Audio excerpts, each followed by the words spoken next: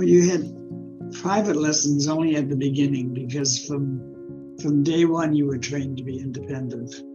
Your very first lesson, you were doing your own springs and the box and all of that. If you had to use extension straps, you did all of that yourself. Your very first lesson, because you only got a limited number of private lessons. Then you would come in one day and he would say, "Start," and he would walk away from you.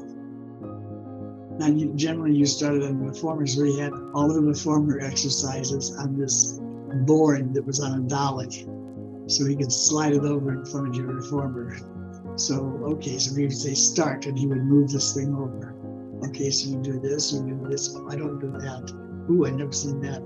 I do this, I do this. So you had that to kind of guide you. Then he would start gradually to add exercises. When you come in, he would say start. When you get to this point, stop and call me. And he was still watching you like a hawk. He had eyes not only in the back of his head, but the sides of his head.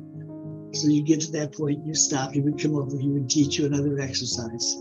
Each time do this here, now continue. And he'd walk away from you. So that's the way he would start to build up your program for you.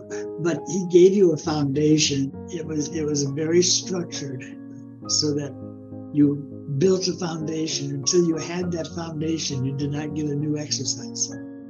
You did not go anywhere from what you did the very first day.